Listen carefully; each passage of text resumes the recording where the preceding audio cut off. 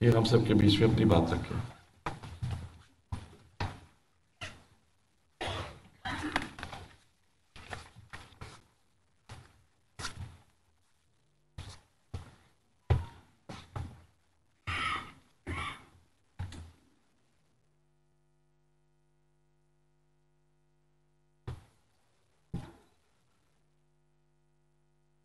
आज की इस 42वीं सेमिनार के अंदर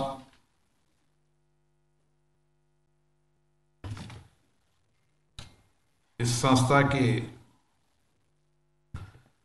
अध्यक्ष राजेश वशिष्ठ जी और जो यहाँ जिन्होंने लंबे समय तक रेडिएशन के अंदर अपना लगातार काम किया, ऐसे कैटिक भौमिक जी, Manoj Gupta ji, GV Giri ji, V Srinivasan ji, Rotarian Ajay Garg ji, Manish ji, इस संस्था के ऑर्गेनाइजेशन सेक्रेटरी मनीष पांडे जी, मैं सबसे पहले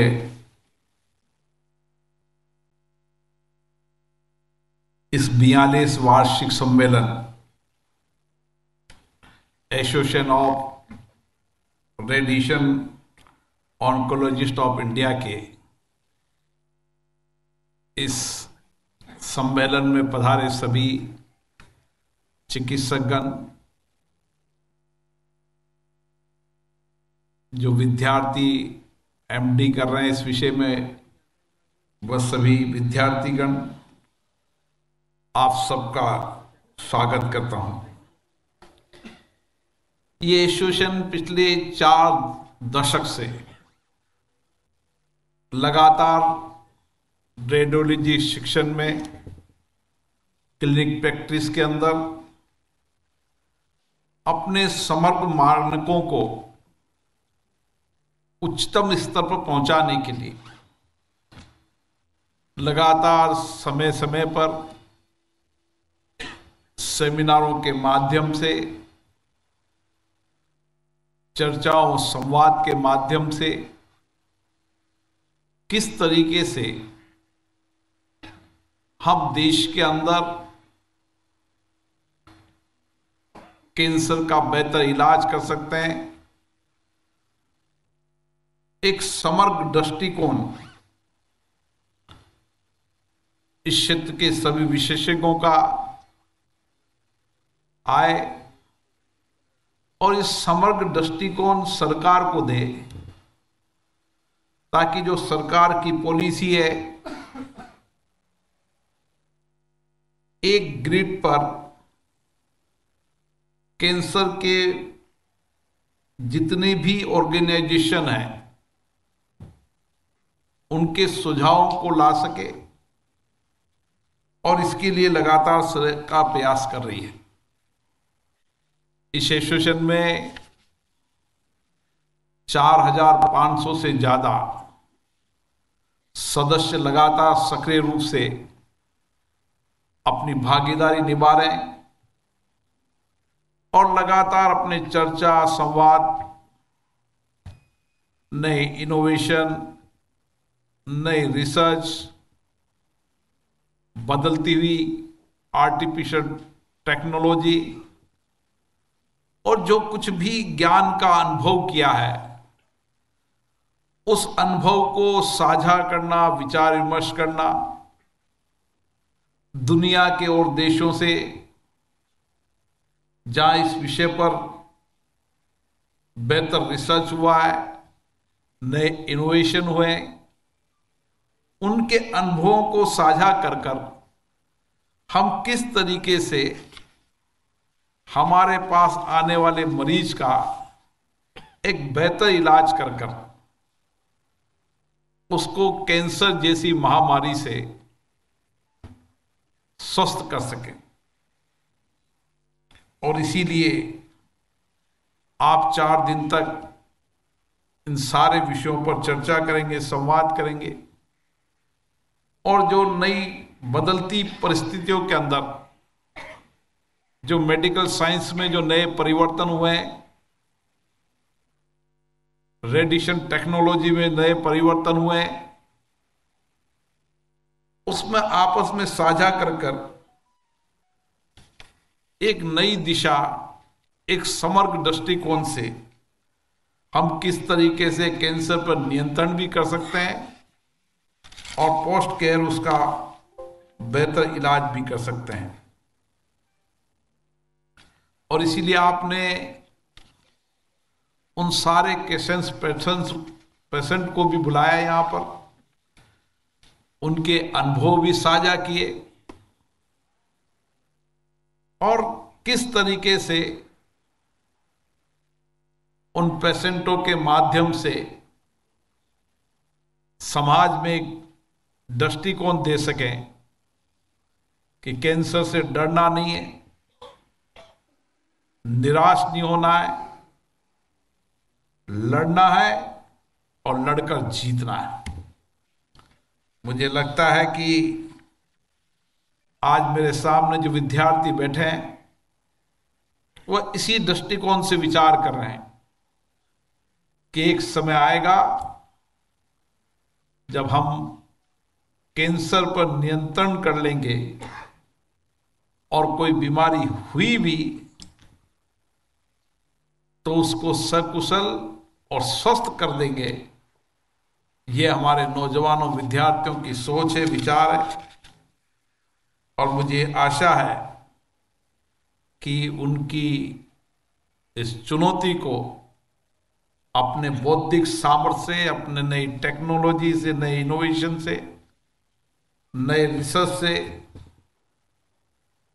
बदलती परिस्थिति में जब दुनिया एक हो गई है, उस समय जहां भी इस क्षेत्र में बेहतर रिसर्च हुआ है उसको मेरे नौजवान अनुभव करेंगे, साझा करेंगे। क्योंकि भी मैं यूएस गया था तो मैंने देखा था कि भारत के विद्यार्थी वहां पर किस तरीके से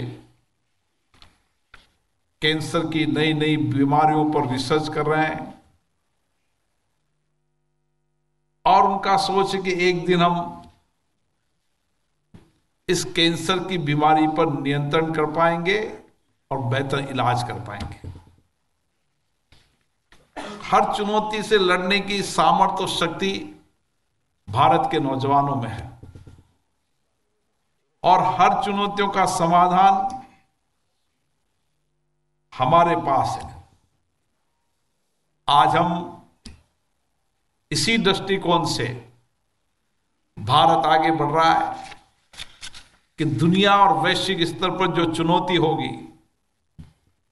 उस चुनौतियों का समाधान भारत से निकले, ये सामर्थ्य हमारे नौजवानों में है। क्योंकि दुनिया के अन्य देशों के अंदर भी कैंसर महामारी तेजी से फैल रही है। भारत में भी लगातार मैं देखता हूं कि कैंसरों की मरीजों की संख्या लगातार बढ़ती जा रही है, जो हम सब के लिए चिंता का विषय है। कई राज्य में तो जिस तरीके से तेजी से कैंसर फैल रहा है वह हम सबके लिए चुनौती है। लेकिन इस चुनौतियों के साथ साथ हम उसका बेहतर इलाज का भी इनोवेशन कर रहे हैं। और जिस तरीके से हमारे खान पान में, हमारे रहन सहन में,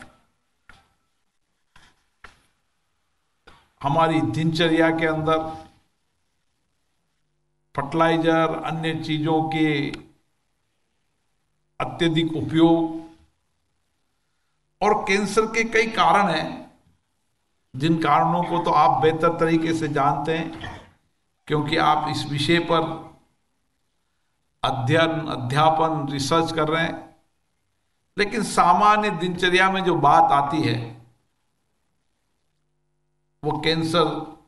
के होने के प्रमुख कारण तंबाकू भी है और विशेष रूप से खान पान भी है।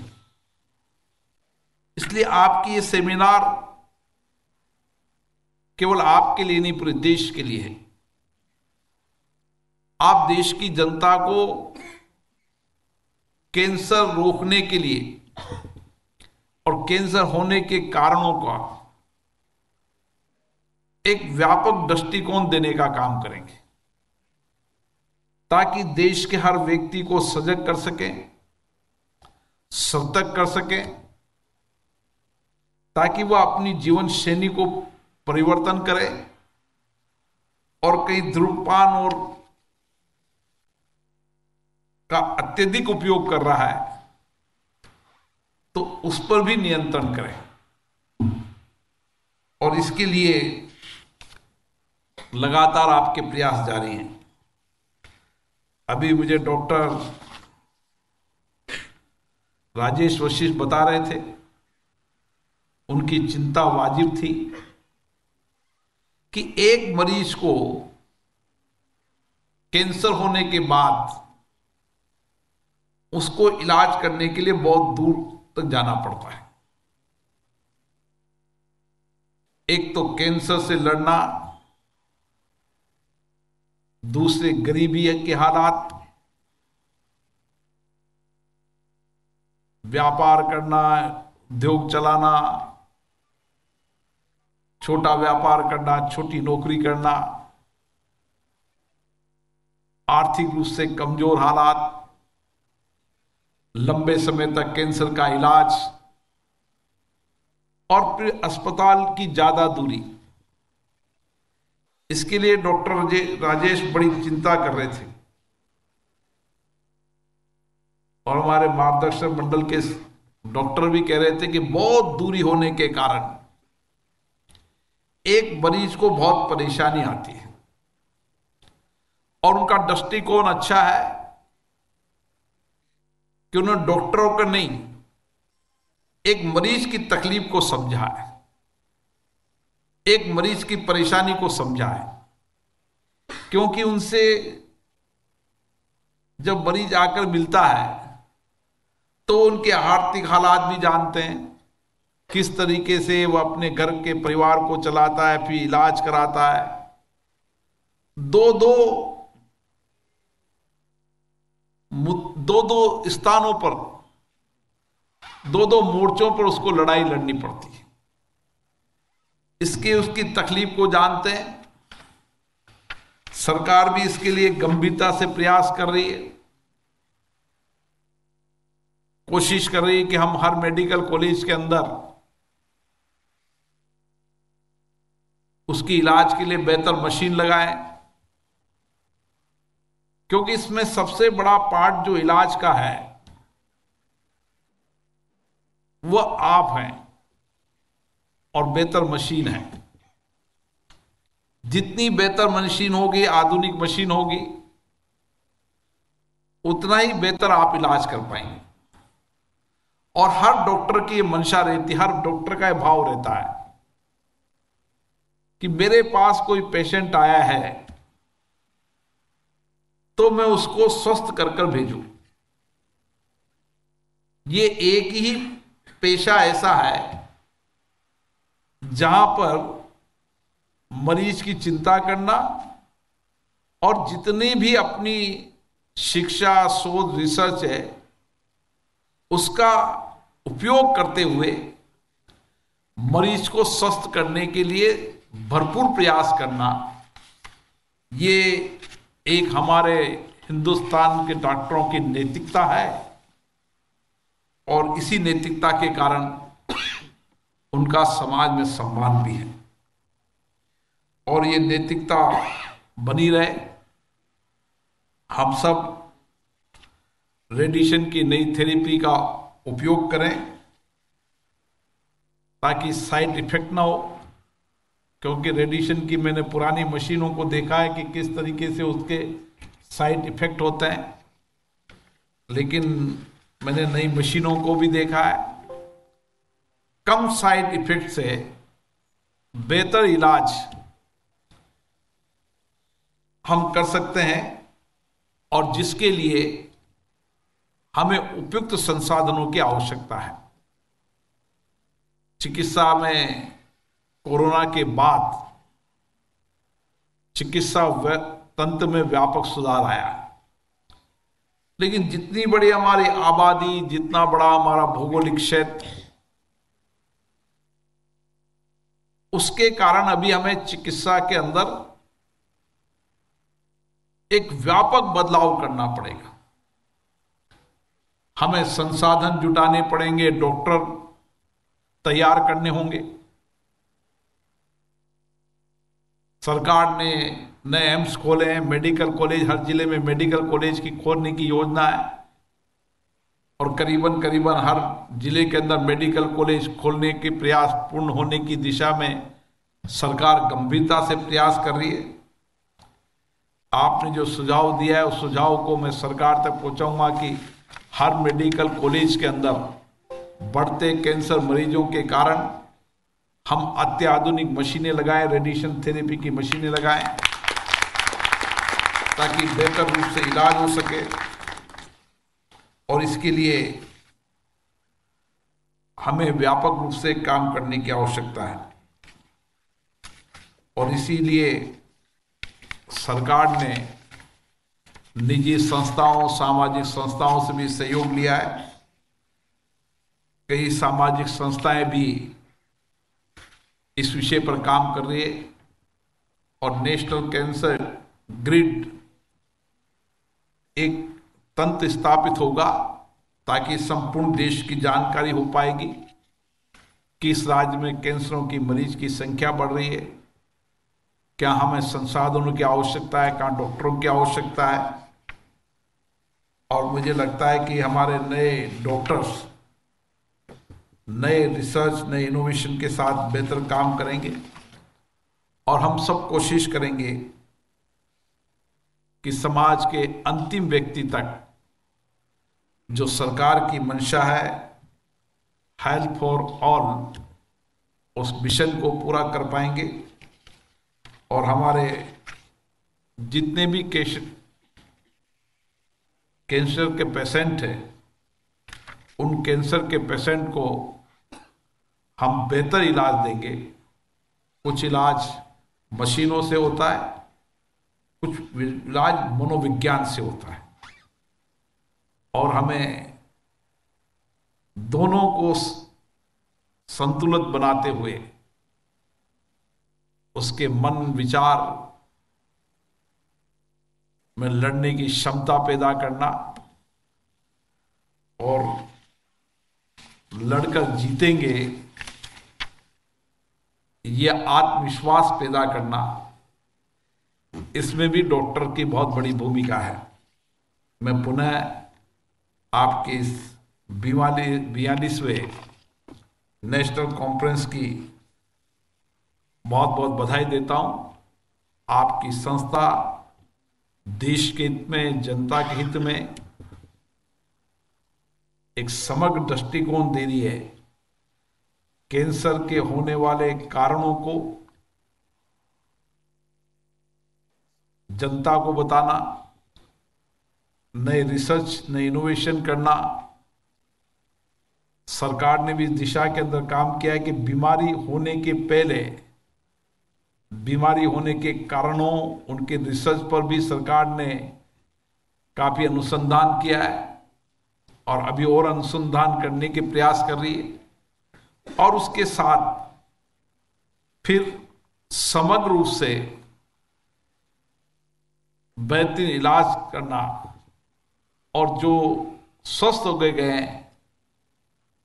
उनके मॉडल कैंसर पेशेंट को बताकर उनके हौसले को बुलंद करना, उनमें लड़ने की समग्र शक्ति पैदा करना और राष्ट्र के लिए जो आपका एक कर्तव्य दायित्व निभा रहे हैं, यही हमारी सामूहिकता की ताकत है कि हम अगर सामूहिकता से काम करेंगे, सब मिलकर काम करेंगे,